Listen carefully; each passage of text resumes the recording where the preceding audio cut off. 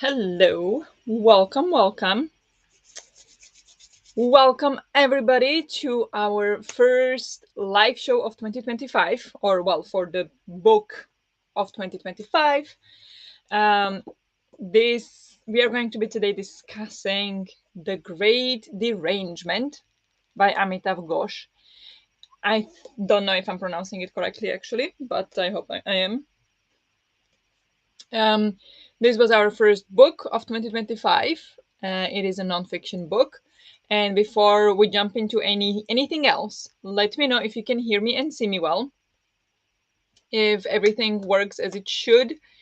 Um, and yeah, let me know how you're doing before we jump into the book, because I think today's going to be a very interesting discussion, I feel like. So let's settle in. I don't have my tea today, so we'll see how this goes. But I do have a water, so we'll be okay. But welcome, welcome. How are you all doing? Hello, hello, Natalie Cleo. Those who have just finished the book salute you. Hello, Larissa. Not me though. No, you have still like. Did you say 18 minutes left? Do you want to finish? Should we have like a sprint in the beginning and like for 30-minute sprint so you can finish the book and then we chat? Well, if she ends up being 18 minutes late, no, not 18, only 5. I'm sorry about that. It's normal by now. How don't you expect it anymore? She sent a message on Discord. Yeah, you're just missing like the 5 minute section dedicated to his hopes for the future. True. Yeah, that is true. That's I'm just here to hear what you all think because I understood 0.01% of this book. The same. I also did not understand all that much. Like some things I did, but overall, yeah, it was hard. I actually thought it was great by the end. It's just the first section that I'm still unsure of what he was trying to say there. Okay, okay, only the first one. Same, Larissa. There were too many big words for me. Yeah, me as well. Me as well. Maybe the shirt is crooked. Okay. I also feel like I've forgotten anything that he talked about in that part, though. Yeah, yeah, I forgot everything. I do have some tabs, but only 4. I have 4 tabs, and I have some notes. I wrote some things down, but yeah, I think it was about 25% for me. But those were interesting enough. I'm opposite of you, Cleo. I like the first part most. Oh, okay. Nice. That'll be interesting for the discussion. Yes. Yeah, sound and all is fine. Thank you. Can hear you and see you. We can do that sprint. Okay. No, no, it's fine. I can finish later. No worries. Okay. Yeah, I don't think this book had any kind of spoiler. Sorry, guys. Is that okay if I turn off the light? Yeah, I think this is all right, light, because it's hurting my eyes today. So I hope this light is all right. But yeah, this book did not have really any spoiler in the end. Like, for example, the mother tree, finding the mother tree had, even though it's non-fiction, but it did have a kind of like a not spoiler, but it was kind of like something that you worked towards. Kind of, it felt like this doesn't have that. It's just a general non-fiction, no big reveals in the end. So I don't think I'm even gonna put like spoilers or anything because there are no spoilers. I feel like. Um, I have underlined so much, but haven't been able to look over those again. So as I only finished 2 minutes before, yeah. Um, I did not underline. I underlined in the beginning. I think the first 2 I did underline, and then I gave up. Then I just went into the audiobook, and I was just listening to it because when I was reading at the same time, I was focusing too much on the words I didn't understand. So the only way to get through this with a sound mind was to listen to it only. So I did not uh, read it physically as well. But when I did want to mark something, I did pause the audiobook and marked it. But I did not underline lots of things. Light is fine. Thank you. Thank you for confirmation. Okay, so What is this book? It is a non-fiction book about, or split. It is split in three different sections. We have section literature, history, and politics, and it is focusing on climate change and kind of discussing. This is so hard. It is very philosophical and very high level of text structure, or what do you say, linguistic structure. So I feel like this is for a very specific audience. Simple people like me. Like, I am very simple person when it comes to literature. I do not understand style or writing, or like, I just talk about like what I like about it, but I cannot give you more than that. Like, I am very much a simpleton when it comes to literature. And this one was not for me. That is not to say it's a bad book, but it's not for me. I feel like it's more for people who enjoy all kinds of um, word plays. I mean, I enjoy word plays, but it was just like very complicated sentence structure and very fancy words a lot of the time. And it was quite philosophical at points, which I don't have problem with philosophical. I do enjoy a good philosophical discussion, but I was lost in this one. But yes, we discuss how climate change is mentioned in literature and how it is perceived by the society and by the literary world. And then we jumped for a very short while to history and politics. So I, for example, would love if the history, because I agree actually with Cleo. I did enjoy the history part more than the literature part, because I disagreed with a lot of things in the literature part. Like, I could not relate. I could not. I don't know. I just felt like half of the information was missing. Kind of like, I would agree with him if he clarified in what situation. I'll get to that, but so the literature part, I did disagree on a lot, and it was a lot of like fumbled and everything. But then history part was very interesting. Politics, I got totally lost on. I feel like I did not even listen, even though I did listen, but it feels like I didn't. So I don't know. Um, well, somebody will now. Yeah, Cleo will now. I see it summarizing much better. Why do I even have a live show? No, I'm glad, I'm just like, sometimes I feel like, why do I even do this? But anyway, I regret not getting a physical copy for underlining things. Even now, I only remember a few points. I'm gonna lose all. Yeah. So you'll have to do it again. But for me, I have a physical copy. I don't care for it. I will keep it because it was a book club book, but I I will not reread it, or I don't think I'll bring anything from it. The only part was, yeah, I think in the one thing in the history section was really interesting, but otherwise, I did not take anything out of it. For the final sections, I went back through the text after to underline the essence. Nice. Yeah, it is basically trying to lay why climate change, which is one of the biggest challenges of our time, is almost ignored, overlooked, or at least not given the importance or urgency that it requires. Yeah, yeah, but I don't think he actually ever explains it. I think he's kind of just wondering, but I don't feel like he actually explained why that happened or how to fix it. Or if he did, I don't remember it. It feels like he was very much just like wondering why we do it this way, and like describing that it is this way, but not why. So it feels half unfinished, kind of, to me, or I completely misunderstood, which also could be very much the case, because, as I said, this book was not for me. Nice summary, Cleo. Yes. Thank you, Cleo. Yeah. Sorry, not that good at words apparently. Uh, for me, there are some answers to that given in the history and politics section. Yeah, maybe partially. Yeah, maybe. But I don't think that's the whole answer, but it could be part of it, maybe.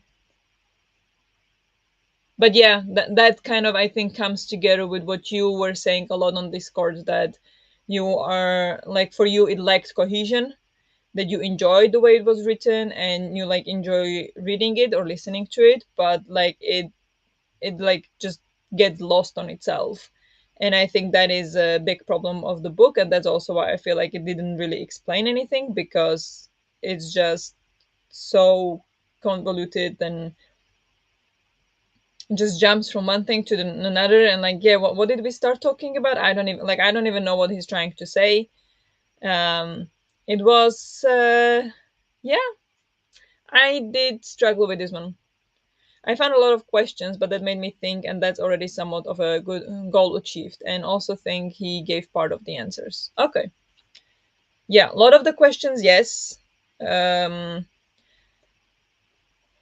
even though, okay, if we just go directly into what, like, just talking about directly, like, concrete things. In the first one, he talks a lot. Okay, first of all, I think we need to note that this book was published in 2016. Published in 2016. That is 9 years ago. So I feel personally that lots of this information is outdated, and lots of the things are not true anymore. So maybe it would have been a lot like very different experience for me to read it back in 2016, but today in 2025 feels like world has changed a lot in the last 10 years, and some of the things don't really ring true anymore to me. For example, when he was talking about that, people or like the governments, the communities, they prepare to deal with emergencies after they have happened, which definitely was the case previously, but I don't think that is the case anymore. I feel like in recent years the focus has been to prepare for the emergencies before they happen. So everybody knows what they're supposed to be doing and where they can go and where they can get help and whatnot, and how to prevent some of these events. So I feel like this has been worked on a lot. Um, so this is one thing that I felt like that's not quite it. And then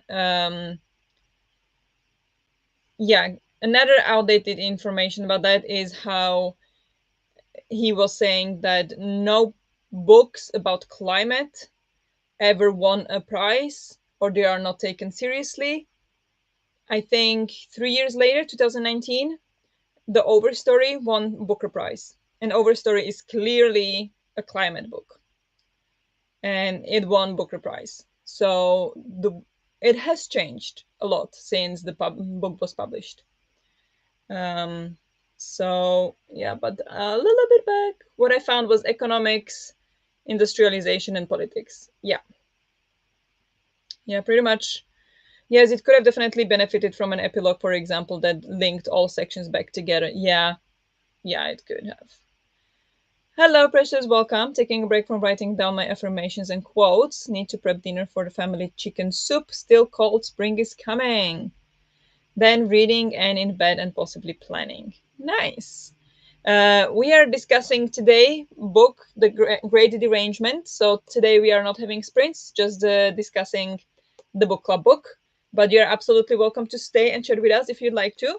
If you read the book, share your opinions, but no sprints today. If just to clarify, if that if that's why you came. That's interesting. Can you? Yeah, I did. I agree on the epilogue or an overview at the beginning to let us know what's coming. Yeah. Yes, a summary would have been nice. Yep. Yep. Yep. Um, And then I was thinking, like, not necessarily outdated info or outdated view, but he was talking a lot about how climate books or how sci-fi books are not taken seriously. They are not considered real novels. And I find that maybe before I joined Bookstagram or Booktube, I see that. I met a lot of people who were very not judgy, but kind of like, oh, I don't read fantasy, like that's not for me. I don't enjoy that kind of thing. I don't read fantasy. I don't read science fiction. So there is definitely some divide for maybe like common people um, between literary fiction or historical fiction or whatnot and fantasy. But once you dive into literature and into like reading more or into this book world, I feel like everybody takes science fiction and fantasy novels seriously. Like, I don't have that feeling now that some books would be like not taken seriously or not taken for price. What is it, the Booker Prize or something, because they are fantasy. Yes, sure, they're still more likely to be literary fiction, but I don't feel like that's the view anymore. Anyway, but I also am not that much into book awards because, in general, I, as a simpleton, don't really appreciate the same books as I don't appreciate the books that win the awards. So I don't generally read those. But from what I've like read or seen, like The Power, for example, by Naomi Elderman, is it? Won the Women's Prize for Fiction, and that is a sci-fi, and it won a prize. So I feel like that has changed since 2016. I don't know when The Power won the prize, but that's definitely not just the literary fiction. That's magical realism or fantasy kind of thing, science fiction. I don't know. Um, yes, I think the comments on literary fiction, and climate was a bit too general. He even himself mentions some of those exceptions himself later in the politics section. Yeah, exactly. And then also, like, sometimes he's talking about something, but he didn't give an example. And it was like, well, certainly that's true for some cases, but for many others it's not. And like didn't just he just didn't give examples for a lot of the things. And at one point he gave a spoiler for his own book. I was like, my dude, what you doing? That was weird to me, that he just revealed one like spoiler. It didn't say what character, but still a spoiler to one of his books. So now I would go in knowing what happens in the end. So I found that weird. Howdy, everybody! Happy Get Over It Day. Happy International Barbie Day. Happy birthday, Barbie. Oh, that's so cute. Happy International Barbie Day. Thank you. I do think he does have a point about literary establishment. Like, it is difficult for a genre book to make it into a prize, and those authors will often reject those genre labels for their work. Yeah, I mean, I'm not disagreeing completely, and there is definitely something to say about it, but it felt very generalized, and it felt like a little outdated. Like, things have changed recently. I would feel like yes, not many fantasy or science fiction or climate fiction wins prizes these days, but there are books that have won those prizes or that are nominated at least. So I don't know. It just feels like that has changed a little bit. But of course, like as I said, like there is definitely something to it outside of the literature world that people generally consider fantasy or science fiction very nerdy, and yeah, that's not for me kind of app. So that is definitely true. And climate fiction is taken as science fiction often. Then I disagreed a little bit with what he said, that in the books, like in the climate fiction books, they are classed as science fiction, even though the events not only can potentially happen, they already have happened. And I'm like, we're not reading the same books, because Parable of the Sower hasn't happened. A serious potential to happen, yes, but it has not happened.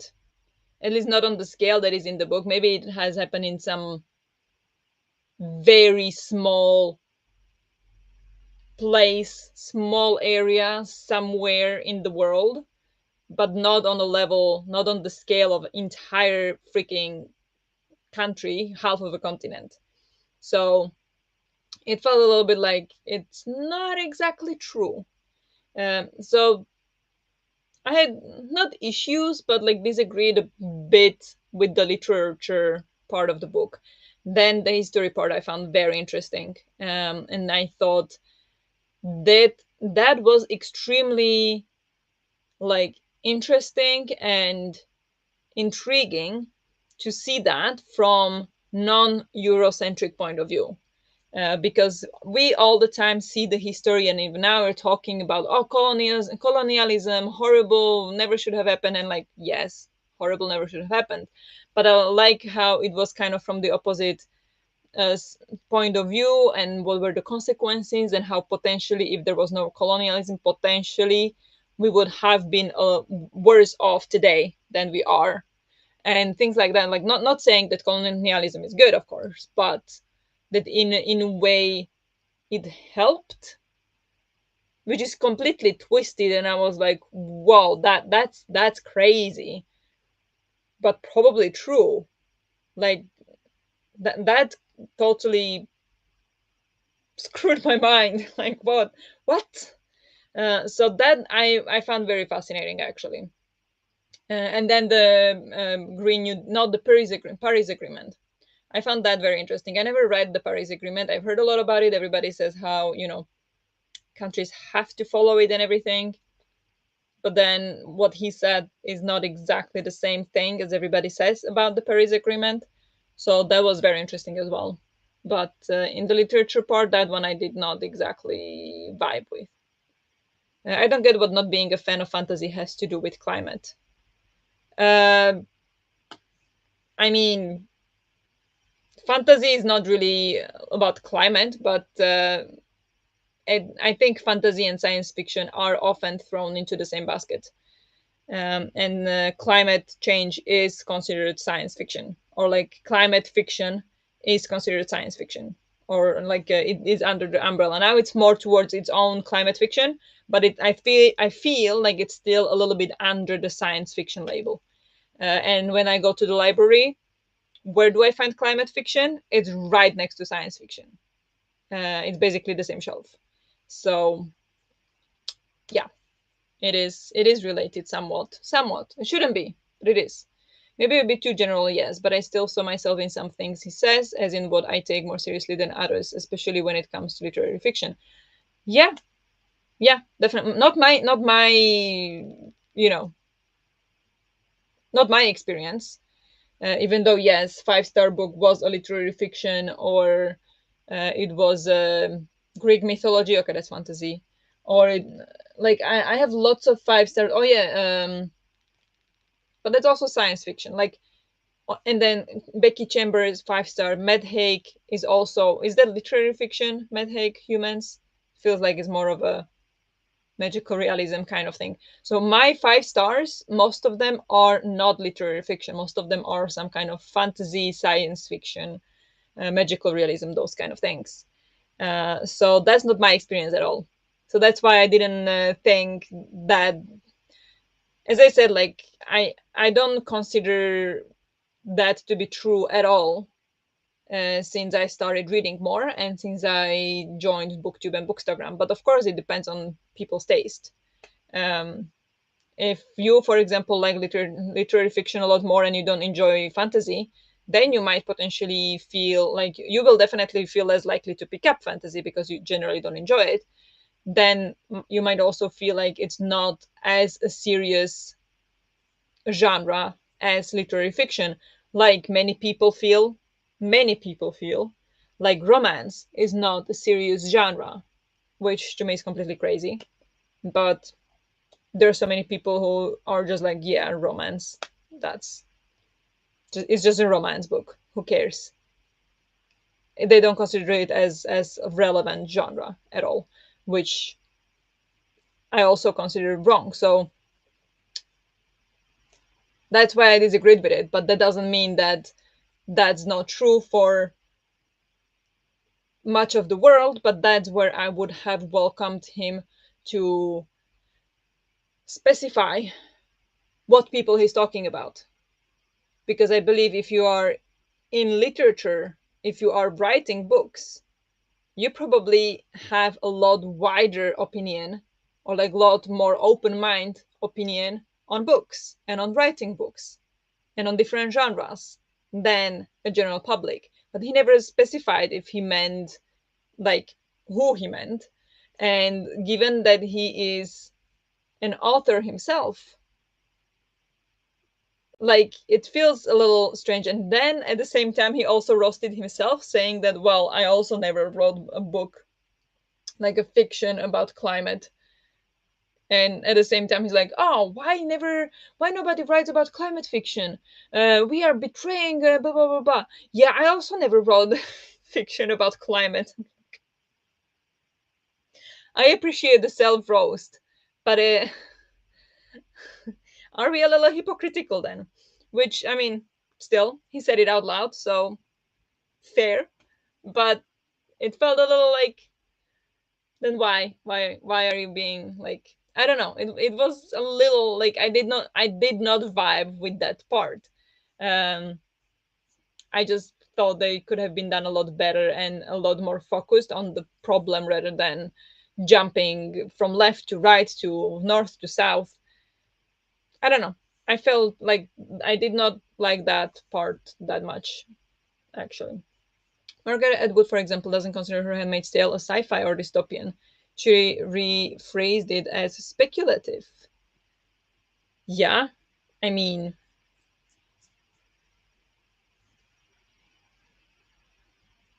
because it could happen, right?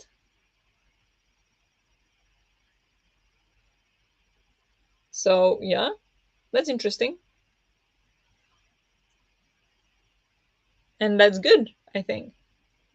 Yeah, speculative, but still speculative and not set in the real now world. I mean, it is set in, yeah, in a potential world. I agree with him that in pure contemporary or literary fiction, climate is still very rare to find. Yes, definitely. Um, that is true. I'm just trying to think like pure contemporary or literary fiction. Yeah, because I mean, what is definition of contemporary? That's like present, right? And I mean, there are. I have a book. It's called When We Were Beautiful, or what is it called? And that one is actually, I think it is a literary fiction, and it is about oil company uh, damaging a village in Africa. And I think it's a historical fiction actually, and it is clearly like that is clearly related to climate, but I don't think it's like science fiction or anything. So maybe if it's like history or like inspired by historical event, then it's taken seriously. I don't know. Like it is interesting concept, like when are the books taken seriously, but like to me I take all books seriously. So I find that a little like difficult to discuss because like I don't see why we would consider any books not proper novels. Like who am I to judge? But I don't know. Like the society definitely sees it in a certain way. He was basically saying that climate is more regularly discussed in science fiction and fantasy, but those are genres that are looked down upon by the literature, literary establishment and by the general populace. Yeah, exactly. That's what I'm saying, isn't it? Yes, that climate fiction is still in the sci-fi section is exactly the problem he pointed out, because it shouldn't be, as it's very real. It it is a potential. That's what, like, I agree it shouldn't be science fiction. Like, I don't mind that it's next to science fiction. Something has to be next to science fiction, but it shouldn't be under the same umbrella as science fiction. That I agree with, because it, like, some of the books won't happen, but, or like what's happening in some of the books, but some of the books will, at some point, and some of them already are happening in some very small scale somewhere, not on the same scale as the book says, like uh, Parable of the Sower. That's not happening on the scale that the book described, but it's certainly, I imagine, I actually don't know, but I imagine it is happening on some level, on some small level somewhere. So, yeah, in a way, but that they are less easily discussed in what is seen as serious literature. Yeah, that is true. But yes, I feel like climate plays a big part in a lot that I read, but then the majority is fantasy. Yeah, exactly. That's the point. I agree. Climate is a big part of books now, but only if it's considered somewhat fantastical or speculative. So people find it too hard to read or even write about it in reality. Write about in reality. Yeah.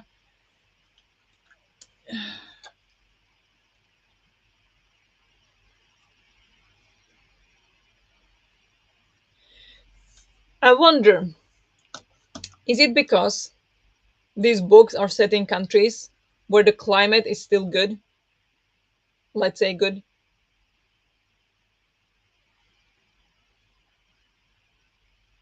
Because most of the books we read are from Europe or from the US. Most of them, not saying all of them, most of them. Or if you read books from like Japan or Korea or something, the climate is not that disastrous in these places yet.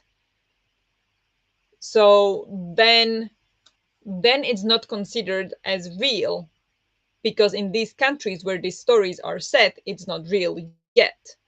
You know what I mean?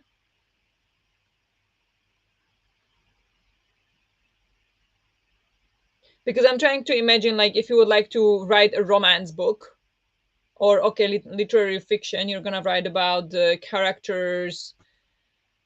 What are literary fictions about? I don't know. Relationships and trauma from a hurricane that was caused by climate change. That could happen, I guess. How well would it sell? How many people can relate to it?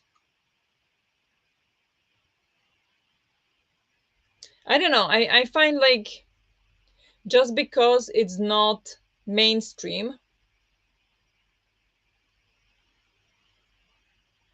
doesn't mean it's not valid.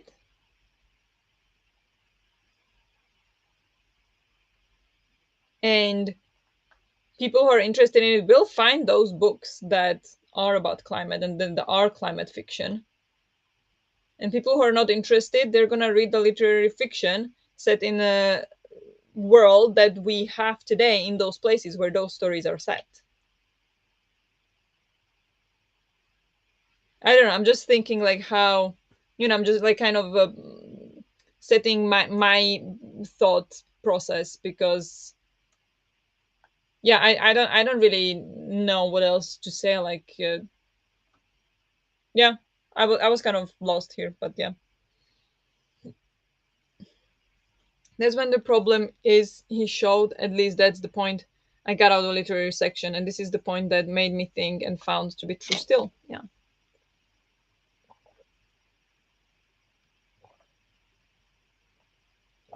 I think the way she rejects dystopian does point to this attitude of seeing science fiction as being of lower value.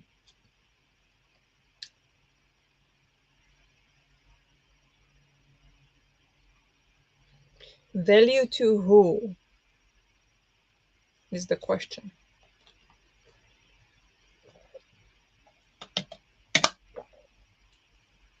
But yeah, I guess because There are people who don't like dystopian. Do you change it to speculative? Will more people pick it up? I don't know. Probably. Yeah, I don't know. It is tricky. Like there are definitely people who still like who don't think that fantasy or science fiction is proper like literature. Like definitely. But again, then I feel like that is the society and what they expect to consume, um, or what they want to consume.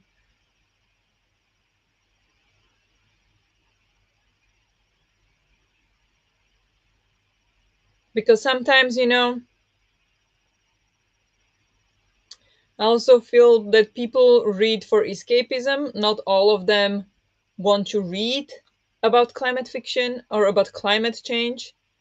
There are people who just want to escape to some world where they don't have to think about that.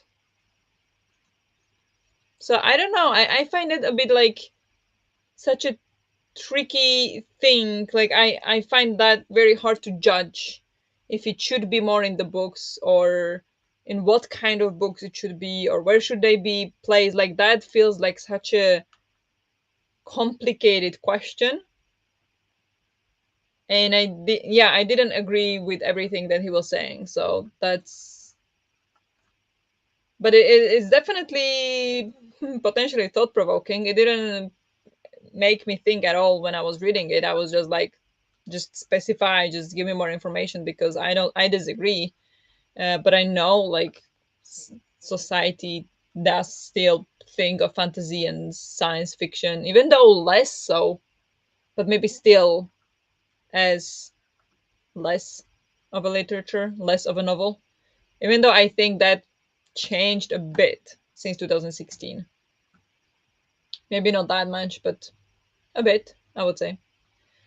Um, Salman Rushdie, I think, also recently strongly rejected his book being called a fantasy book. Okay, yeah,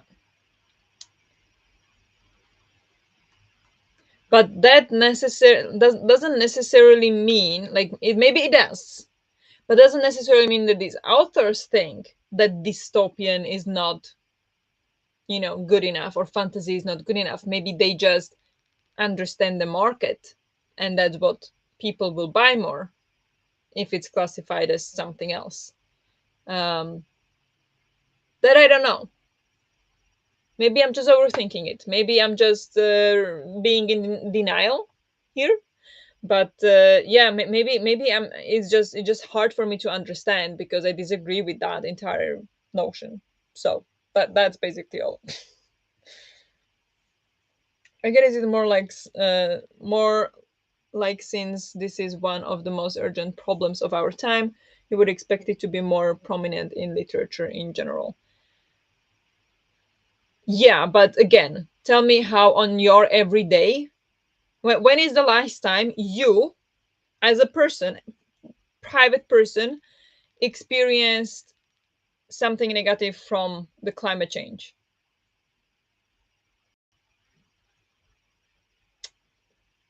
I don't know. I could say I personally haven't. That it's warmer winter, it doesn't affect me in any way. Um, I haven't felt any result of the climate change. Maybe that's some bananas are more expensive, maybe, or almonds are really expensive these days. Yeah, maybe that's the only thing. Oh my god, write a novel about the price of almonds. But I know, for example, a colleague went for a vacation last week and was like, "Oh, I'm going to mountains." I'm like, "Yeah, that's so cool."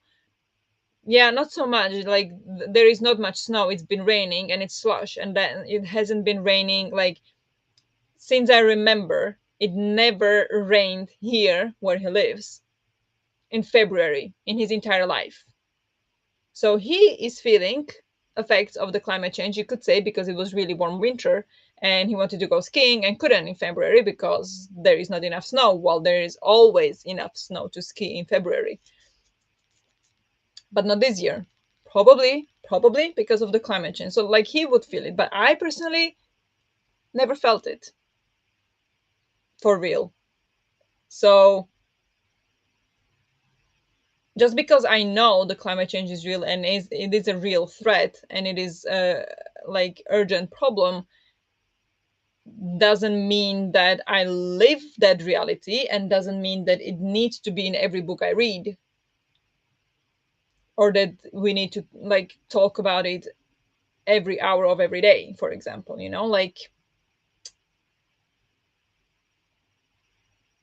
like I agree it should become more mainstream.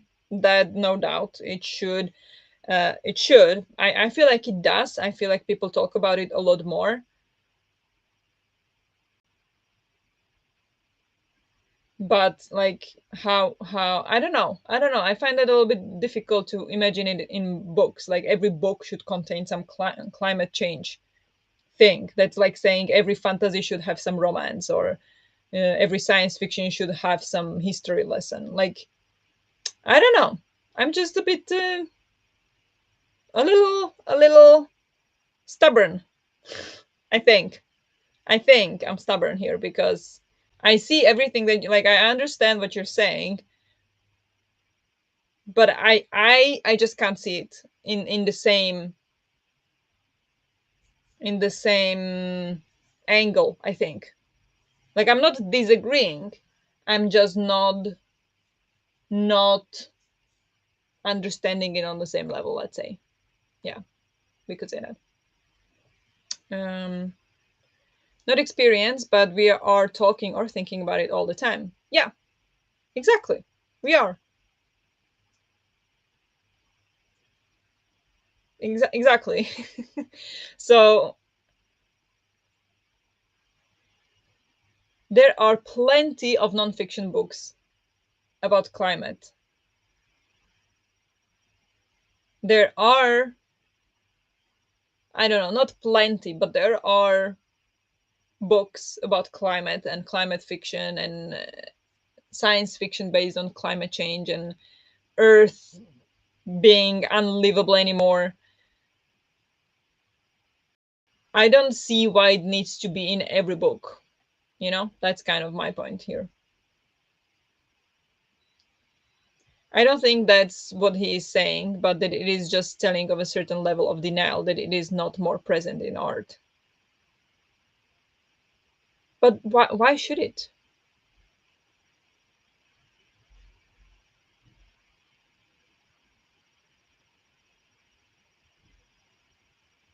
I don't know. I find it just weird to like. I always found it weird when anybody tried to tell anybody what they should write about or what they should paint or what kind of music they should make. It's just like such a personal thing to every person. You can't pick and choose what people should be writing about. Um, and again, in one way, I understand, but in another way, it hasn't affected you in your daily life. So what are the characters in the book supposed to talk about climate change just randomly? Like I don't know. I just don't see it. I just don't, unless the climate is the center of the book. I don't see why it needs to be part of the book.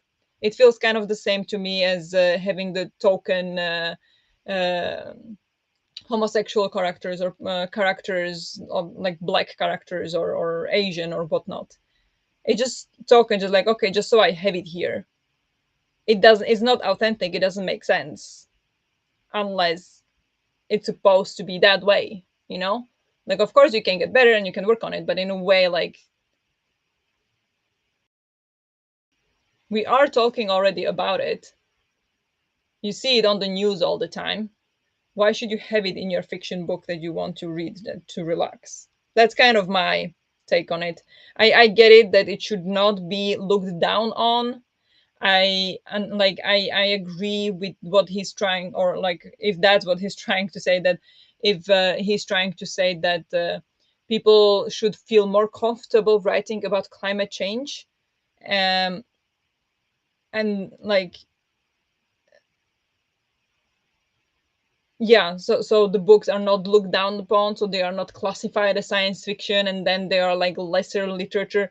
I 100% agree with that. I personally don't see it that way, so that's why I never considered it a problem. But I do know that that is still widely, or like it's common, that people think of it less than that. So I get that, but I personally don't see it. So I don't know. I just feel like if I don't know, because art reflects art, life. Art reflects life. Yes, exactly. And then again, my question: what if these artists never experienced effects of climate change? Like me, like you. We are talking about it, but we're not experiencing it. I would not go and first thought of mine is to talk about the hurricanes or sing about the hurricanes. Maybe I would sing about the like animals being killed for food, because that I've seen a lot of actual animals being killed for food. So that I experienced, that I've seen, that I could talk about. But I never experienced the climate change effects myself in a like touchable negative way. So that's why I'm kind of like, I don't know, if they don't want us to sing about climate change, they shouldn't. I know artists who does sing about animals and about nature all the time because he wants to. But then there are ones who feel more urged to sing about life or love or whatnot than climate change. I don't know. Then people who experience the climate change are probably more likely to paint about it, sing about it, write book about it. But if you haven't, which many people of whom we consume the art of, the books of, many of them have not. That's just what I don't know. Maybe I'm completely misunderstanding the point here. I don't think he wants it to be in every book. He specifically asked the question why it isn't more present in literary fiction and gave a few answers for that. Yeah. What is the answer? Maybe I missed the answer.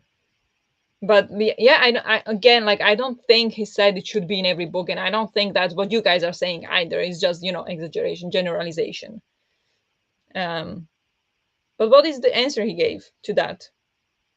Why isn't it more literary fiction? Is it because it is like people consider it unreal, and because it's considered science fiction then, and then people don't want to read it? Or is it because they don't want to read it? Leave out the science fiction part of it. I have no idea. I felt like I did not understand this part at all, actually. He also put out the question if literary fiction authors would have more responsibility, and yes, points to the denial that's present, as you mentioned, Cleo. More responsibility for what? For not doing more to address the climate change?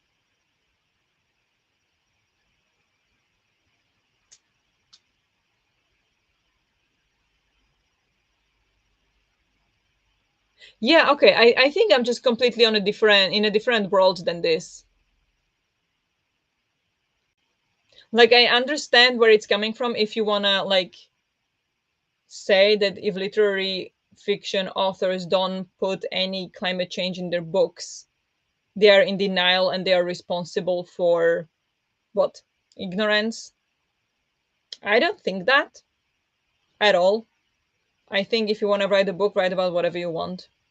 I'm not I don't know. I don't like this. I don't like this blaming authors for ignorance or blaming like I maybe I'm the ignorant one and I just don't understand this. I'm just reading books. I understand it's just a fiction. I understand that it's my responsibility to learn about the world. um I have no idea why I think this way. I know majority people think the way you guys do, but I disagree with that. So I don't know. It's weird. I still haven't understood that point of view, and I'm trying, but I still don't. Um, I don't know. It's just weird to me.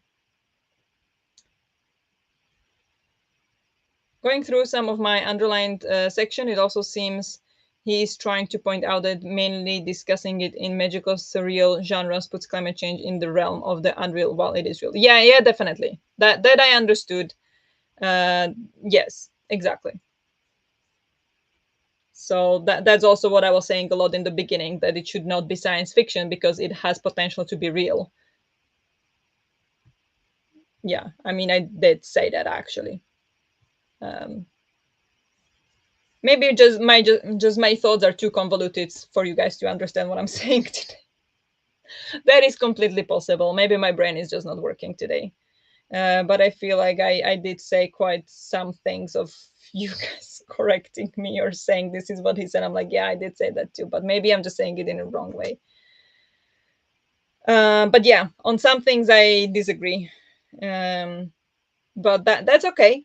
Like, we can disagree. I think that's very interesting, and I'm really, like, honestly, I'm really trying to understand it. I just can't see it. But it could be because I'm just not, as I said, I'm very much simpleton when it comes to art in general, not only literature but art. Um, so I think we got totally different perspectives on the literary section of the book. Hard to write all down. I for sure wouldn't blame the authors, neither did he. It was more of a correction. Uh, yeah, I mean, I know we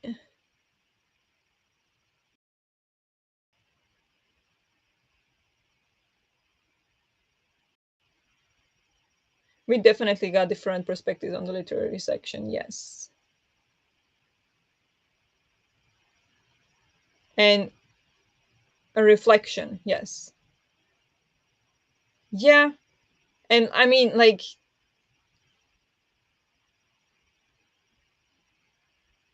I get it. I know it was kind of philosophical, so it's not like this is the fact, but I just did not vibe with it. I just thought that it was missing a lot of information, or lots of, like, it was very much, to me it felt very biased. That's what I'm gonna say. Because I did not agree with it, for example. So it was, from my point of view, it felt very biased, and it felt quite. It doesn't mean that I need to agree with it, just that it felt like it did not specify enough that what he was specifically talking about, because I don't think he was talking about it generally. I think he was talking about certain situations at some points that he did not explain what they were. I don't know. I don't know. I just did not like it all that much. Yes, I also don't think he's trying to blame anyone or trying to tell anyone what to write. Uh, yeah, he better not, because he's not doing it himself. So it is indeed more of a reflection on climate discussion, seeming to be missing a bit in the genre that is most highly regarded, seen as the summum of great literature. Summum? Yeah.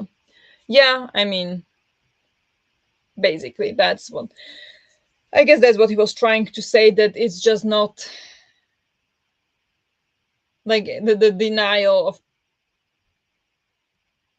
but again, yeah, the denial that the literature that's about climate change is considered science fiction and not reality. Then I would say, which books are we talking about? Because some books, I would agree, are science fiction.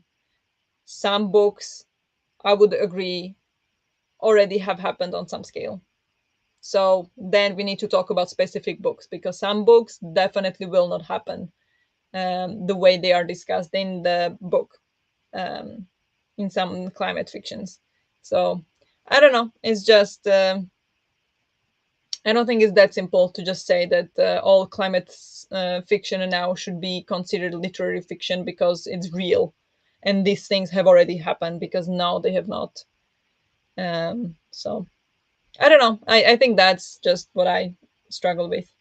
I definitely think the literature section was the least clear. So a lot of times you had to infer. Yeah. Yeah, exactly. And I don't appreciate that in nonfiction, honestly. When I have to figure things out for myself and what is he trying to say, because if you're writing nonfiction, you probably should be quite clear on what you're trying to say. But yeah, then I really enjoyed the history part. That one was very interesting. But yeah, I mean, I appreciate all of your opinions, and I'm really glad that you guys vibed with it a lot more than I did. That's amazing. I'm really glad that you did. I'm glad that you brought things from it because I did not. I just did not. I don't know. Maybe I'm dumb, but well, that's fine. This book was just not for me. But will you rate it? And if you will, what will you give it in the form of stars, or overall, how would you rate it? Even maybe if you don't want rate it officially, what is your thought? He didn't say the already existing books should be considered real. He said next to those, there should be more books about climate change that are set in the real world. He did say that. He did say that. Now I can't find it. The stories part was really long.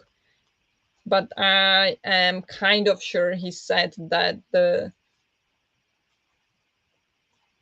climate books about climate change should not be science fiction, as if it's something that cannot happen because guess what, they already have happened, or they're already happening now, or something like that. It did say.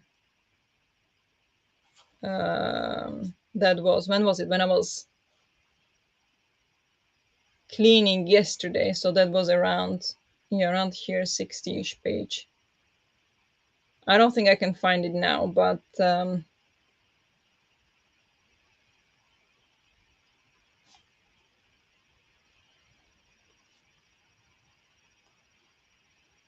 Calcutta. Was it before Calcutta or after? It's really hard to find it here. I don't. I was listening to it, so I don't even know where to look for. Um, but I think I maybe I misunderstood, but I he did say that. At least that's not at all how I understood it, or the point I think he wanted to make. Well, then good. Yes, he definitely said that some this in climate books are already happening. Yes,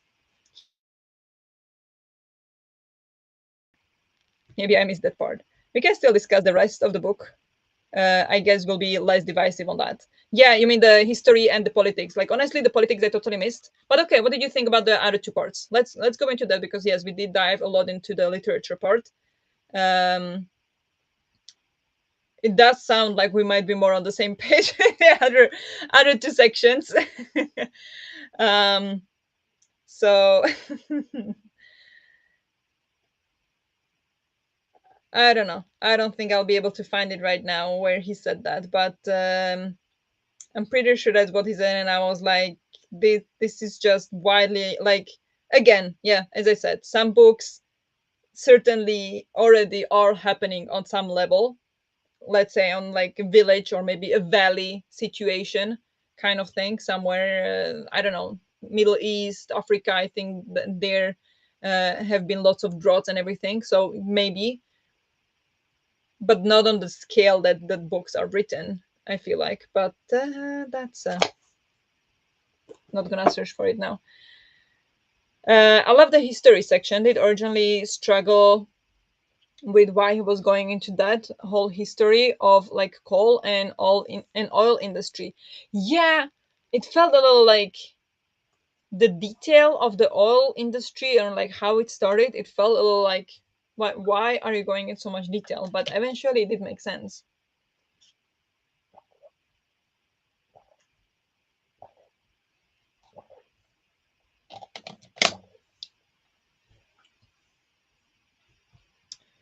That was so fascinating though. I've never heard about these early developments in Asia. No, exactly. That's That's also actually what I was thinking when Jess DNF'd, because he said that Sandy struck New York, even though he then returned to Sandy a bit more and said how devastating it was. So I don't think it was exactly as bad as Jess assumes just based on that, but I mean, fair. But I was thinking like I think it's kind of interesting to read a book from a different point of view that is not Eurocentric, that it's actually Asia centric, you could say, or India centric. I thought it was really interesting, and yeah, we learned a lot of things about Asia. Like we never studied Asian history in detail at all, if at all, actually. We studied, yeah, world wars and mostly Europe um, history. Others were like that did not make it to our books. So know nothing about the history of colonialism or anything in Asia. So this was really interesting. Even though I'm not at all fan of history, I'm the last person you'll see reading history book. Um, no, you won't see me doing that. And I found that very fascinating. And again, I don't remember now what it was about. I remember he was talking a lot about the details of oil production and how it developed and everything. But yeah, I thought it was really interesting actually, and the different point of view on colonialism as well. Again, not different point of view on whether it's good or bad, but like how it affected the regions in a certain way. Then also I disagreed. Well, disagreed. I didn't disagree.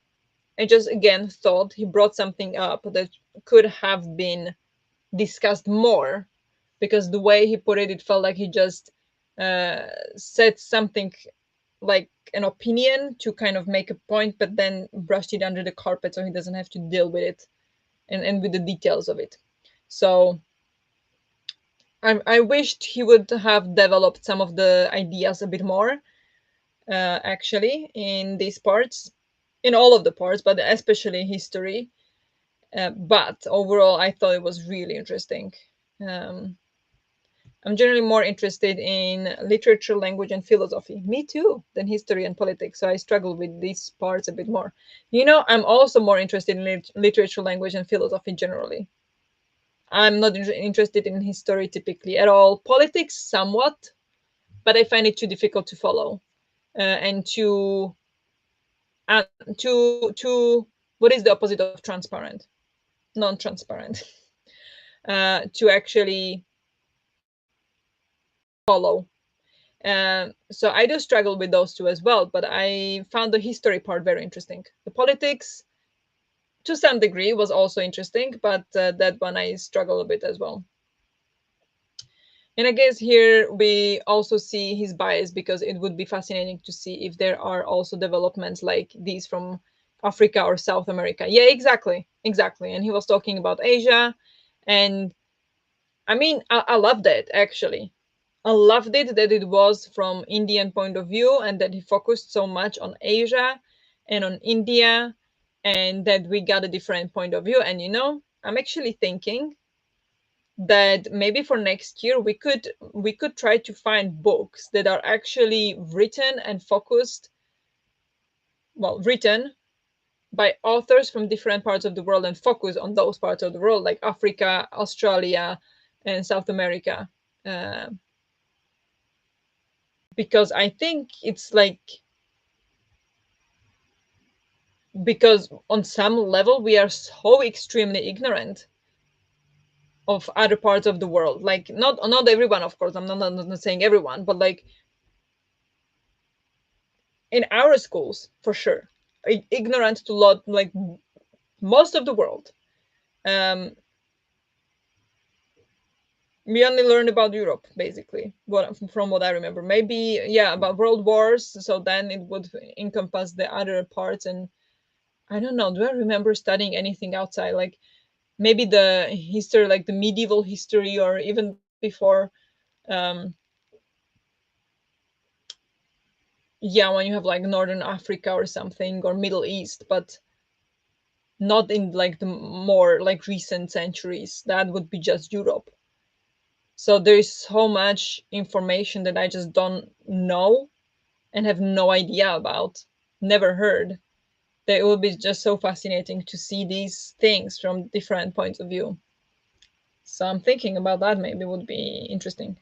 But yes, the early Asian parts were interesting. It just went a bit over my head. I had too little previous knowledge to fully get it, I think. Yeah, that makes sense. Yes, I loved it. I loved for it to be Asian centric. It gave a lot of other POVs to consider. Some I knew a little about before, some very entirely new. That was interesting. Yeah, I agree. I very much agree. Um, and also,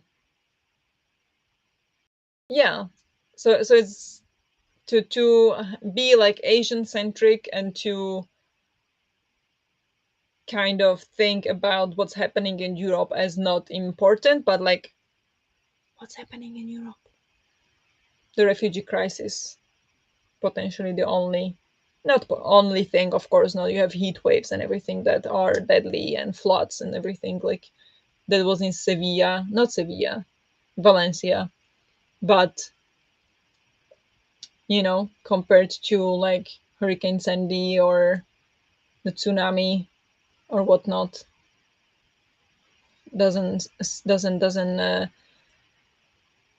come too much. But yeah, I just find it really interesting that it's from different point of view and like kind of not be as bothered about the things that we are bothered by. You know what I mean? So that was very interesting to me. And indeed, the discussion of how colonialism probably delayed the effects of climate change, which then becomes important to the politics section. Yeah, that was mind blowing, honestly, to me. That thought experiment was completely mind blowing.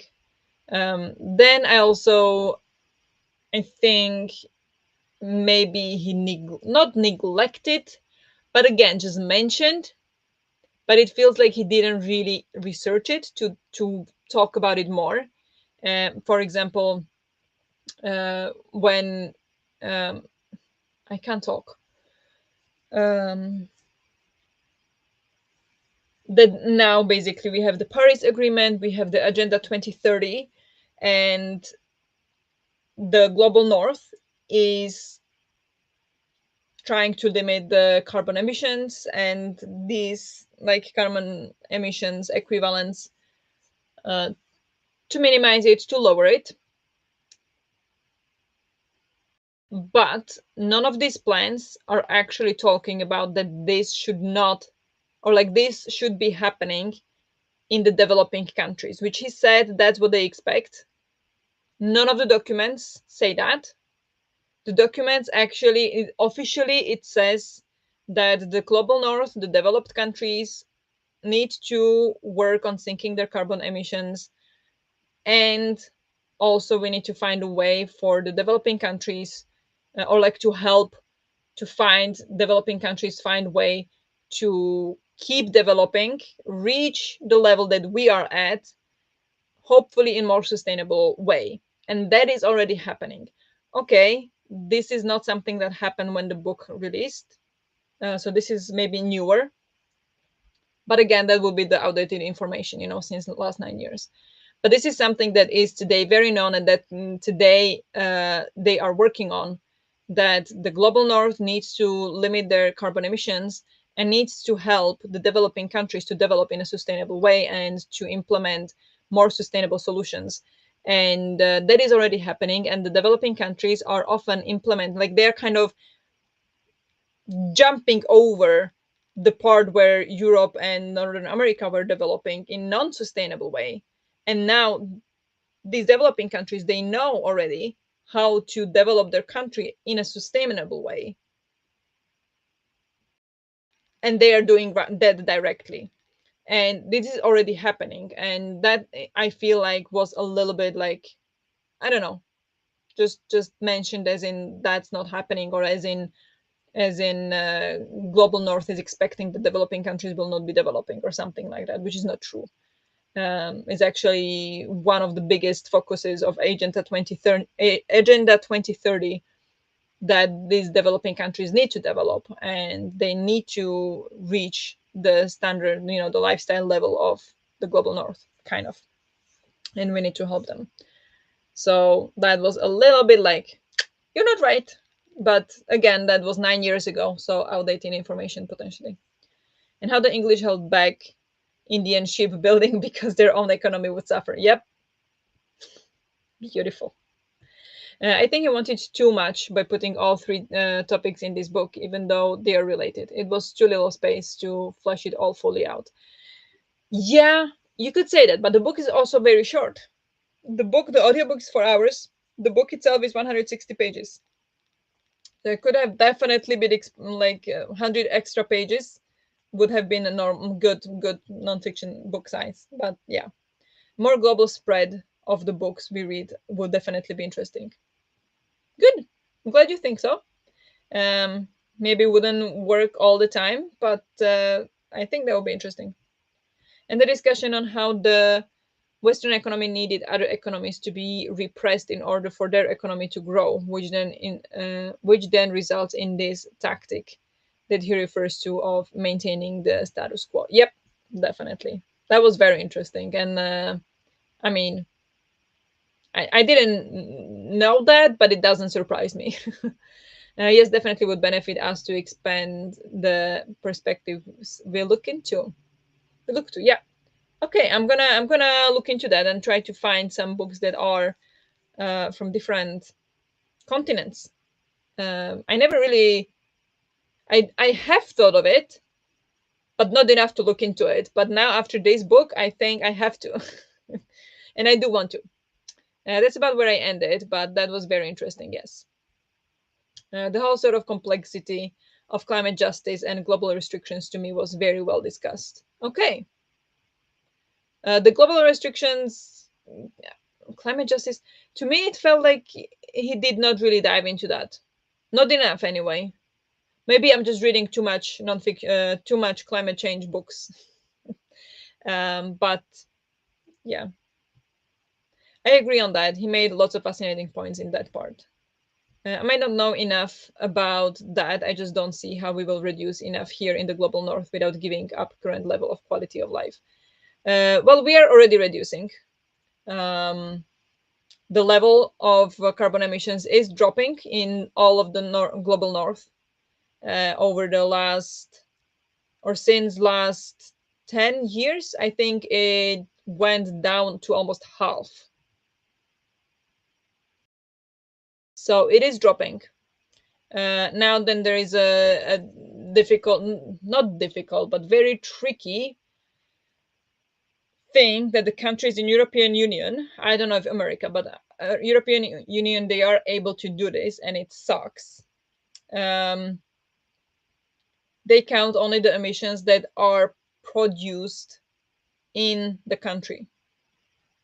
So let's say you buy a car, and the car was produced in China, and then they have to transport the car from China to your country.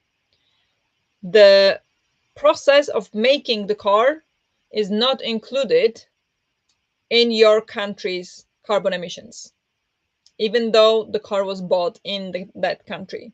So basically, that country is responsible for those emissions, but they are not counted towards them.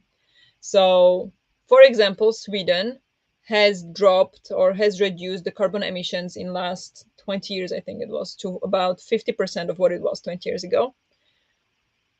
But they are not counting all the emissions caused abroad. But those have increased, and those keep increasing. So this is a big disparage moment in the statistics, and that needs to be fixed. And people are like, the governments are talking about it already, and I don't think they want to fix it, but people are talking about it a lot in these spheres. So this needs to be fixed in Europe. I know it's a big problem in Sweden. So yeah, but anyway, I don't think we can reduce enough to lose the quality of life we have today, but we can reduce enough to by reducing our quality of life a little bit to still be good enough. Like we would still be good. Like now we live in way over what we need. Way over what we need. We don't like our quality of life would not be any worse if we would have I don't know, 50% of our wardrobe and 50% of our books. It's just, the quality of life would not change. It's just greed, kind of. Of course, again, very much generalizing, not saying about every single person, not at all, generalizing very much. I guess, like him, I'm not optimistic enough about reliance on the new technologies to still be developed to solve this. I mean, it is the only way. That is the only way to do it. There is no other way, honestly. Um, there is, and like the carbon emissions are dropping because of these new technologies. So, uh, if you don't think that the new technologies can solve it, then nothing can solve it. Basically, as of today, maybe in 10 years there'll be something new they discover. I don't know. Good morning, Kale. Hello. But it's said that we needed to reduce by like 80% in order for the developing world to be able to develop enough to reach climate justice. That was again 9 years ago. That could have changed. Also, depends. Like this is one of the things that is very much being studied. There is no one single number that describes this. There is many different theories and many different strategies, and also who knows what they assumed would be the technologies the developing countries use to develop. Because these days they are jumping. The developing countries are using sustainable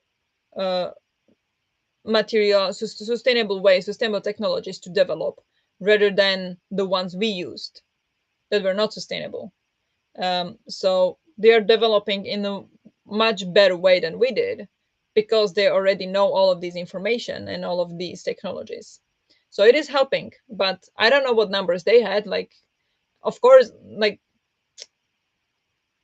I'm not optimistic about this. I don't think we can, we will not stay in the degrees that the Paris Agreement claimed. We need to. It's not gonna happen, but it can get better. You know, don't give up. Keep working on it, which sounds impossible. I mean, it doesn't. It's not impossible. It's not impossible. Or do you mean your previous comment that 80 we will have to reduce by 80%? That is impossible. Yes, that's not going to happen. Well, it is possible, but it's not going to happen. It's not going to be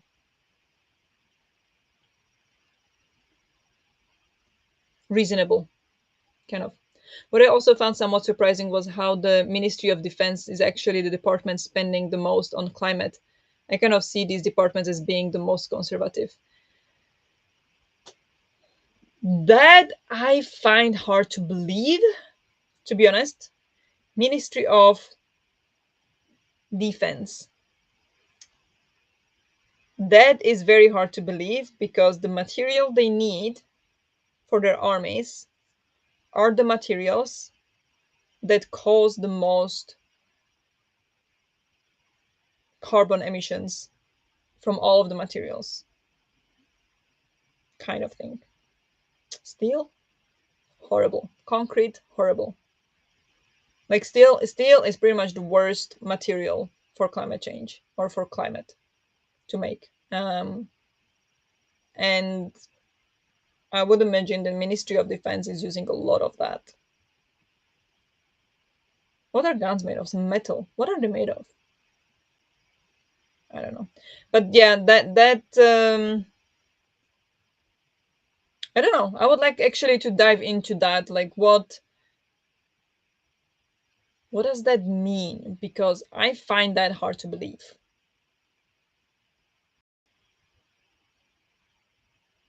I find that very hard to believe. Wars are devastating for climate, for like the weapons making, transportation, damage of the environment. So it's, I don't know. I guess I'm jaded because I don't see our society in general making those sacrifices.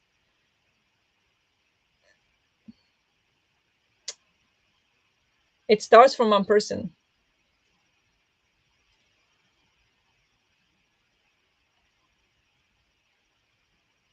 Like I don't know what to say to that. Like it starts from one person. It is changing in a good way.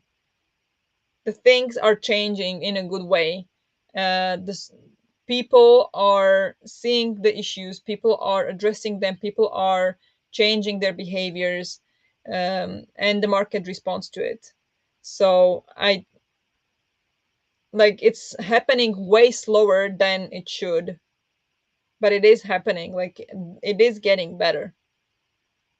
Just the government suck, but the people are getting better. The societies actually in big part do want to get better and be better, but it's the governments that are keeping it down because of different issues and whatever they want or not. Of course, part of their spending on climate war surveillance of climate activists, which is of course not positive investment. Yeah. Oh, I was laughing at that one. That was so weird. Surveillance of climate activists. I don't understand that, but in a way, I understand that. Like in a way, it kind of makes sense, but I don't think it should be a priority. Like for example, the climate activists that just they glue themselves to the road on a highway to protest oil. Who are they gonna help with that? Like that doesn't make any sense, and you're just gonna piss off more people than do any good, honestly. And like I honestly don't understand. I don't understand that. I did my like some activism back in the day and things like I get activism, that's fine, but gluing yourself to the road and blocking entire road, the main road to the city, as they do here, that they do that here, is insane to me. And I don't see the point. You're just gonna make everybody come late to work. People will miss their trains, their flights. People will miss their family members' funerals or weddings, or um, ambulances can't pass and people will die. Or like I cannot see how that's doing any good at all. Um, and you are causing a traffic jam, which is bad for environment. But anyway, yeah, it was just mentioned along with a lot of other stuff they invest in. Yeah, I know. I remember that. I know, but it's just I don't know. Not as their main activity. No, no, that would be stupid. But it was like a big part, right? Like they did do a lot of them. Like they did focus on it, kind of. But yeah, um, this was very interesting book. I did enjoy having a different point of view that was not Eurocentric. I thought that was really good. Um, I I feel like it was a bit too advanced for my simpleton brain. I feel like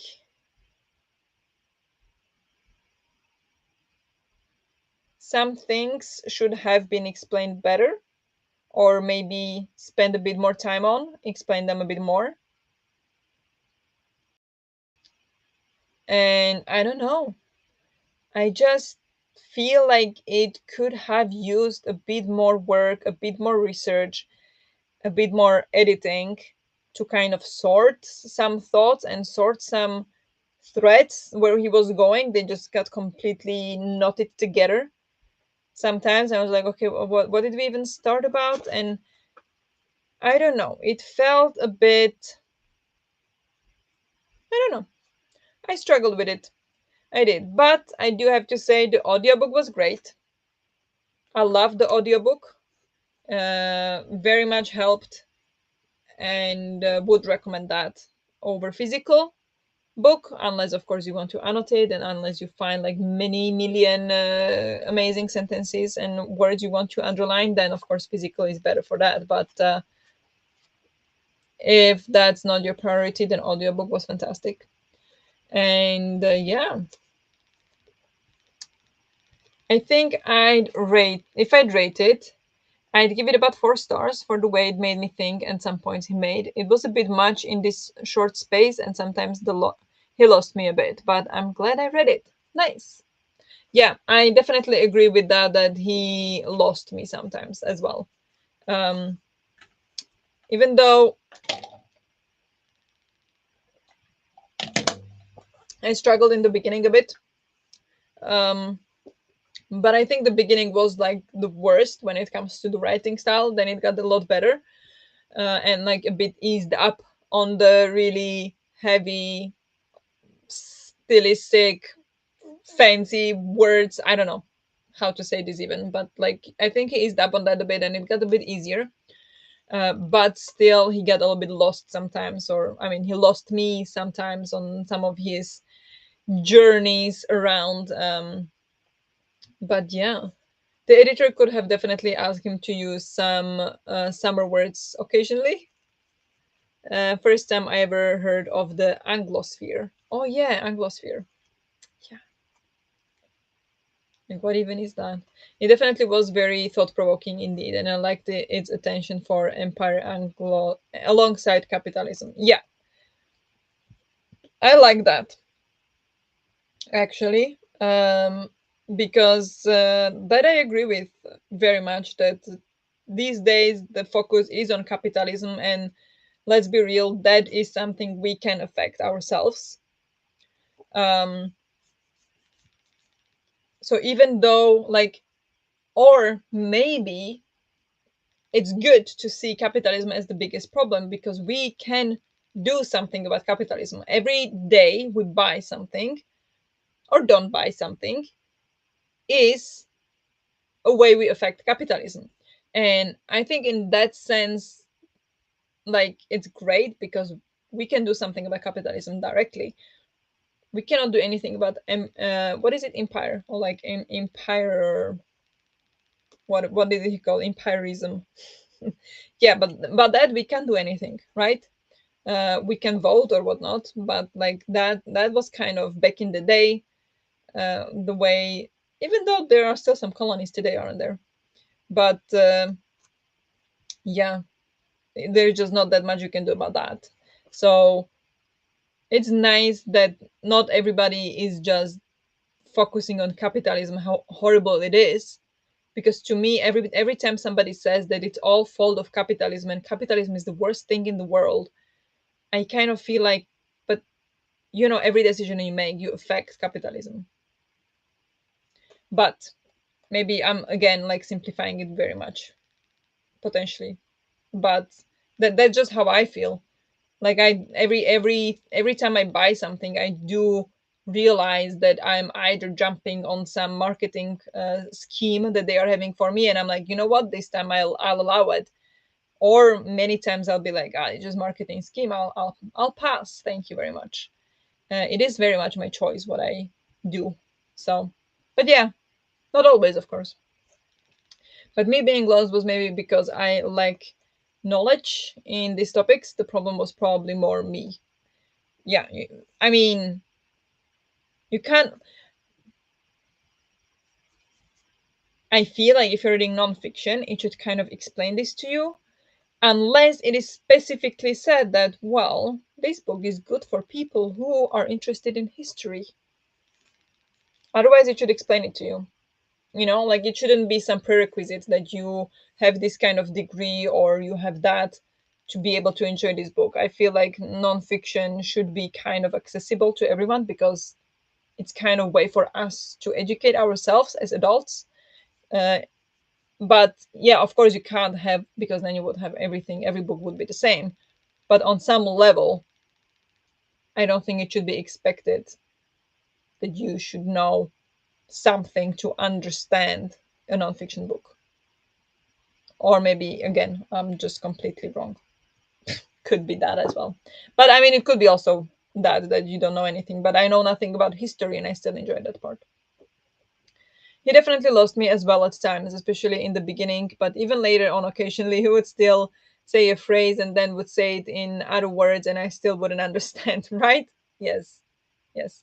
Yes, but I agree that we are putting so much importance on the individual choices, but big structure changes are needed, and those we unfortunately don't control. Wrong.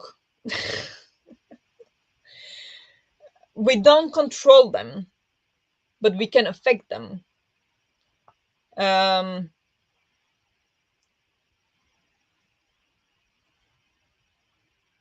I think everything starts from a single person decision. And I think it is, how to put this. I absolutely understand that you cannot understand what the you cannot impact what the government is doing or not doing, but every single decision you make is sending a message to someone somewhere. And if enough people care, enough people go into the streets and protest, if enough people decide to buy something or not to buy something, it sends a message to the government. The government eventually does what people want. Um, of course, they often will do what's good for themselves as people, depending on how corrupt they are. But the way the society looks and the way the government respond is very much based on what people do or don't do or say or believe or protest or buy. So it is very much connected. Of course, we here cannot impact that all Trump signed out of Paris Agreement, but we can affect that I'll take a train instead of a plane every single time. If every fifth person decides to do that, 20% of planes will not fly that they do today. You know, every single thing you do matters. And even though it doesn't feel like it, we still like, I find it very alibistic to just say that my decisions, my choices don't matter, that it's all about what the governments do. And from a big part, yes, but also a big part of it is also your decisions and your choices.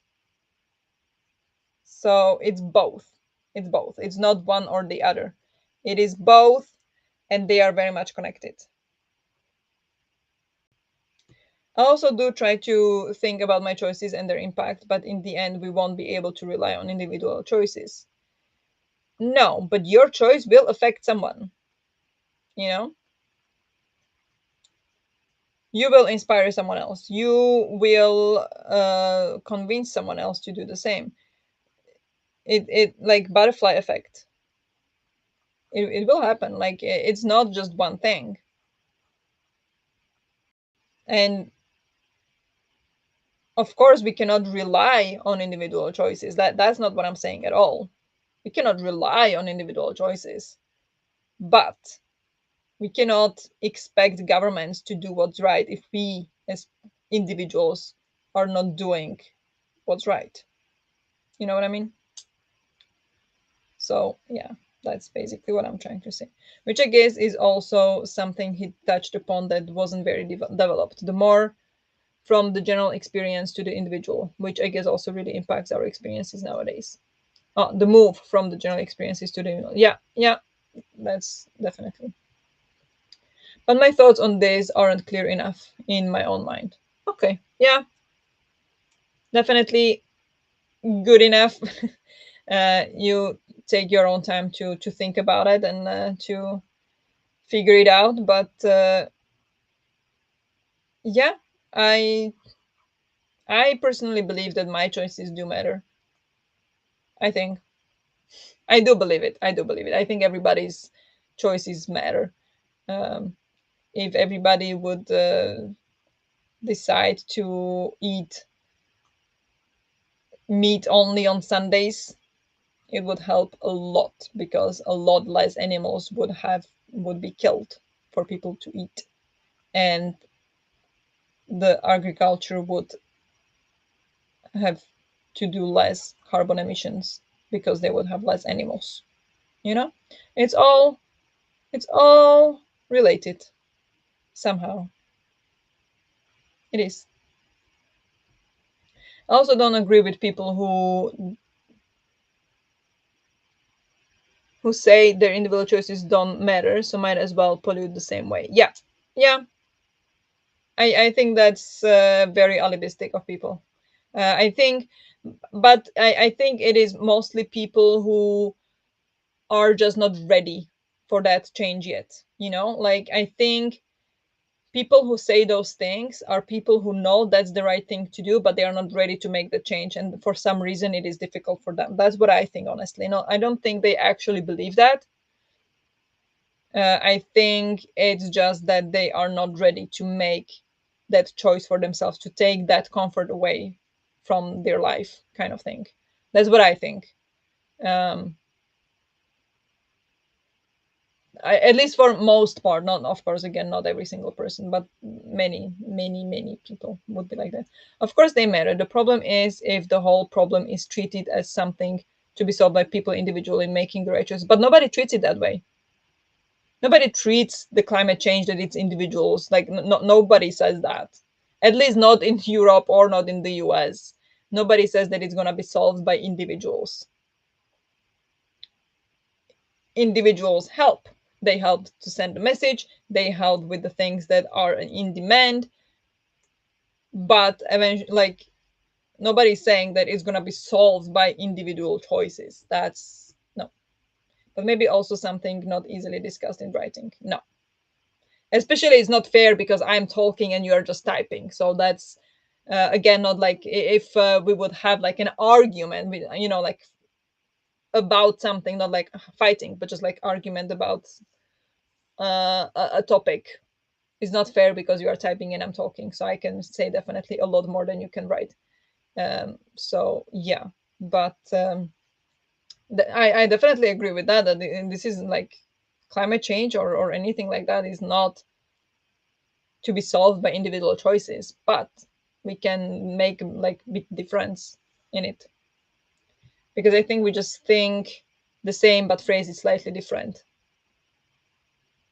Yeah, I think we do, but you said that, yeah, maybe because you said that the your choices don't really matter. It's about the what the governments do, and I think your choices do matter because the governments are impacted by what you do at the end of the day, not today, not tomorrow, but at the end of the day of the society. I guess it is just an easy excuse for them to use. Yeah, yeah. I mean, again, of course, not always, not everybody, but it is easy excuse. It is a way, um, because I was also like that, you know. Like I remember I was like that with veganism, for example. So I kind of can imagine from like personal point of view, and I wasn't like necessarily saying that, but maybe there was a thought like that. So I can understand that, and I think there is a lot of denial in that, for example, as well. But yeah, it's just sometimes people are just not ready for these kind of changes because sometimes, you know, some changes are just not that easy for some people, um, as for others. And different changes, like for example, a change I would find difficult would be super easy for someone else, and vice versa. So it is like that. We are like that, and we all just can do our best, and every single thing we do matters. um, because to me it's the other way around. I'm thinking that, yeah, like this one little thing doesn't matter, right? But if everybody thinks that way, then we're definitely not gonna make a change. But if everybody thinks the other way and be like, you know what, this time I'm gonna do it this way and it's gonna be better. And if every fifth person would think that, it will get 20% better.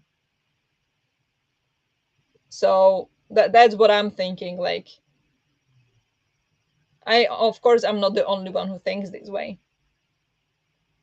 So there are other people who are doing the good things, who are making the good choices, and I'm gonna be one of them. And together, we don't know each other, we don't know of each other, but we are doing the same thing and we are helping each other. So, yeah. Yes, that's also how I think. Exactly. Yeah. Of course, at the end of the day, like governments make decisions and everything, but they have to mirror what the society does or thinks or wants, you know. And of course, you'll have corrupted governments, and it's not always that simple. You never have one issue that's not impacted by other issues. So sometimes it's more difficult to make some decisions for the governments, or it's excuses. You have, of course, not gonna pretend that politicians are saints, but at the end of the day, they have to reflect what the society wants. So, yeah, that's what I would say. That's what I believe, anyway. Um, that's what I believe. It might be wrong, but that's my denial then. That might be my denial. I will still keep making the right choice. Well, from my point of view, in many situations. I know many situations I also don't do the right choice, but we're not perfect. Anyway, is there anything else anybody wants to say? We know Natalie would give it 4 stars. Anybody else has any opinions on rating? Have you thought about it? I think for me, it will be a 3 stars. I think. I think anything less would be not justice to the book. Anything more would not be justice to show how much I enjoyed it. I just did not. It just was not the book for me. It had some interesting points, and but I just did not like the way it was written. Just like one, two, three, as in like naming things that this is what I want to tell. This is, and like it just did not make sense. It did not wrap. Like I felt like the thoughts never ended. Every part that like I just did not like the way it was written at all.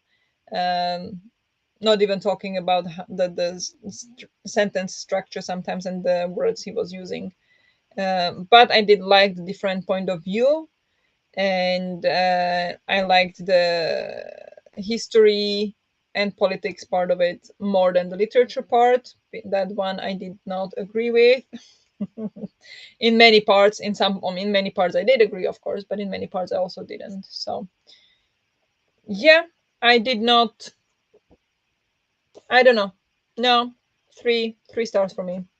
Unfortunately, this one was not a hit with me. Nobody can make all of the right choices. Exactly. Yeah, we can only do our best. I don't know the rating yet. 3.5 or 3.8 or so. 3.8. Okay, that is very specific, but okay. Nice. I thought you'd give it more. I thought you enjoyed it more from everything you wrote, actually. But nice. All right. Yeah. I hope you guys are not mad at me. I know we had quite different opinions on some things. It's as I say, like it could be that I'm just ignorant in some things, and I don't know it that I'm ignorant, but in some things maybe I am, and I just cannot understand it any better. Maybe somebody's still like nobody has explained it to me in a way that I would understand it. So yeah, I don't know, but hope you're not mad at me or something. I hope you enjoy the discussion. I know it's not super fair to have this kind of back and forth discussions when you are just typing and I'm talking. So maybe we could make sometimes some kind of like a podcast kind of live show instead. And if you guys would be open to it, we could like I could invite you and we could all of be on camera at the same time if you'd like. That maybe for some of the books that we feel could be more of these kind of discussions. But yeah, hope you had a good time with the book. Hope you enjoyed the discussion. I have to take some away for cohesion and not understanding all of the points. Yeah, okay, fair, totally fair. But next book we are reading, so book for March and April, so the live show will be beginning of May, is Camp Zero by Michelle Min Sterling. I have this physical copy of it. It has very tiny text. Very tiny text. It has how many pages? 300 almost. And it says Rose. Oh, it's damaged. Rose wants a better life for herself and her mother. Taking a job as a hostess in the Floating Cities Elite Club feels like her best hope. It means she has a steady paycheck that she can stay cool as the temperatures hit new highs, and when storms devastate the mainland, she is safe. When the eccentric creator of the Flick, the universally enjoyed digital implant which allows everyone to remain perpetually online, asked for her to spy on a secretive northern building project in return for her mother's residency, Rose agrees. But she's unprepared for the brutality of Camp Zero. See, maybe this one is classified as science fiction, not because of the climate part, but because of the Flick implant, because that's science fiction as of right now. But she's unprepared for the brutality of Camp Zero. And when it becomes clear that she is not the only person with an agenda, solidarity becomes as precious as fresh air. I'm really excited about this one. It sounds really cool. I'm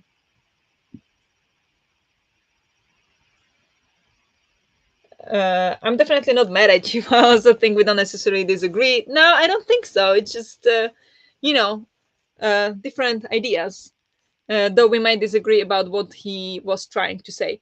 Maybe I just misunderstood what he was trying to say. Maybe I was just projecting because I was disagreeing with some of the things, like I think, yeah, that's probably where I had the issue that he was saying things that I disagreed with and that I was like, you need to specialize, you need to specify more and stuff. So maybe that's why when I get maybe a bit more defensive or was maybe projecting or something. So I don't think I really like understood he was trying to say anything specific. It's just that I just maybe didn't understand the points he was trying to make. I did not think he was saying authors should write on everybody should write about climate change or something, but I don't know. Maybe I just misunderstand. Maybe I misunderstood some of your comments. Maybe you misunderstood me, but it's fine. Like, I don't think we like disagreed necessarily. I think I disagree maybe on the part where, um, you know, art should contain certain things. I don't think so. I think artists should be free to do whatever they want. But, and like that goes with everything. But otherwise, I don't think I disagreed. I love the discussion. Thanks for making me read it and hosting. Thank you for joining. I'm glad you enjoyed. Same, it was very interesting to follow the discussion. And yes, 0% metal, thank you. I'm looking forward to Camp Zero. Had that on my radar for about a year now and never got to it. Really, I just Was it some of your recommendation, or maybe I just found it online when I was looking for some like yeah, for some popular climate fictions or something, because I wanted some others than I already had. Yeah, okay, so it was like recent one, 2023 published, so it's a newer one. So maybe I just found it like randomly. I didn't know about it before I put it for voting on the book club. So I'm glad you're excited about that. I think that is the one book I was least interested in. So let's see if I will end up picking it up. Oh, the Camp Zero. You're least interested in. Okay. Uh, in a different, I think on Goodreads actually, it's described um, action packed. It's about how women can come together and change the world.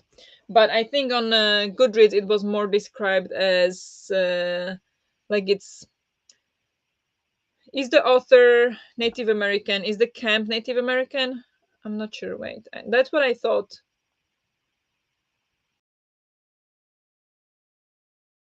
Like the cover screams Native American to me, anyway. Maybe I'm wrong. Um, in a near future northern settlement, a handful of climate change survivors find their fates intertwined in a mesmerizing and transportive novel in the vein of Station 11 and The Power. We don't like The Power. In the far north of Canada sits Camp Zero, an American building project hiding many secrets. Desperate to help her climate displaced Korean immigrant mother. Oh, Korean. Okay. Looked Native American to me. So I was wrong. Korean immigrant mother Rose agrees to travel to Camp Zero and spy on its architect in exchange for housing. Because I thought it even said somewhere on like Native American.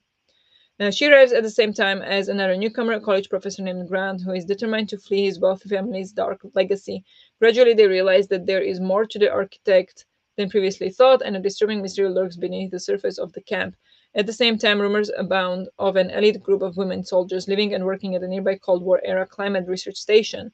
What are they doing there, and who is leading them? An electrifying page turner where nothing is as it seems. Camp Zero cleverly explores how the intersection of gender, class, and migration will impact who and what will survive in a warming world.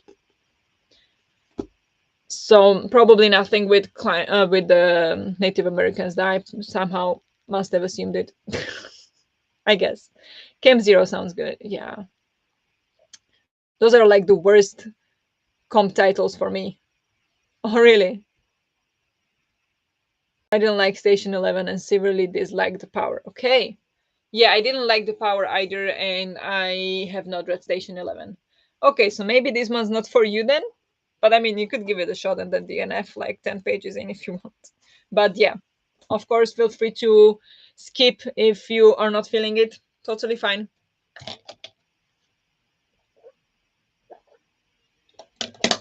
So yeah, we'll see.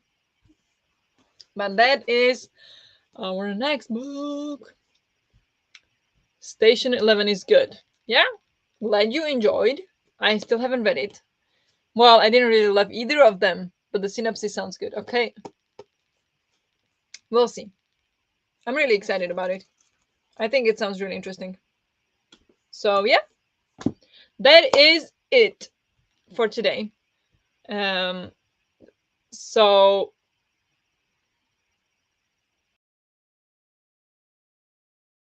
I also didn't like Station 11. Hope I like it. Who likes Station 11? I thought everybody loved it. And here is three of you saying that you don't like Station 11.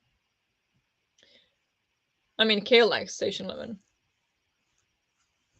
But I mean, I think it is more the theater stuff that I dislike than Station 11. So I guess that doesn't apply here. Yeah, that's probably not it. I doubt there is any theater in here. Thanks and have a good night. Thanks for hosting us for such a long time. Yeah. Oh, wow. 2 hours. You guys, I mean, I wouldn't be able to host it so long if you weren't chatting with me. So yeah, thank you so much for chatting with me. I really appreciate it, especially when I am like disagreeing or misunderstanding. Sometimes I feel like I can be really stubborn about it. So thank you for the patience and chatting with me. I think Josephine loved it. Oh, she did. Okay, there is another person. Obviously, I'm right and the others are wrong. Well, I wouldn't know. I wouldn't know. I will read it and then I'll tell you. Nope, try to read it twice and DNF'd twice. Okay. Interesting. Interesting. All right. We had a lot of thoughts. Yeah, that's great. Uh, Great book for a book club then. But yeah, glad you had a good time. Glad you enjoyed the discussion. At least that's what you say, even if you didn't. But that's fine. I did enjoy the discussion. Um, and yeah, you didn't even go through the rating list you usually go. No, I didn't. I didn't think it was necessary this time. And I wouldn't know what to rate it. So yeah, no, I was like, nah, we can skip today. And we are here 2 hours later, didn't even go through that. So it was, yeah, we had lots of thoughts, lots of things to say. Let me know if you would like next time be with me on the screen. Maybe it would be also very interesting. We could test it out and see how that goes. But until then, thank you so much for joining the discussion today. Thank you for reading the book with me. I appreciate every single one of you who ever reads these books with me, because I thought I was just being crazy starting this book club, and I hope like one or two people would join. And there is, I don't know how many of you coming back all the time. So I appreciate it so much. Thank you so much. Thank you for being here today. Hope you have a good night or great rest of the day. And yeah, I will see you on Tuesday. So thank you and have a good night.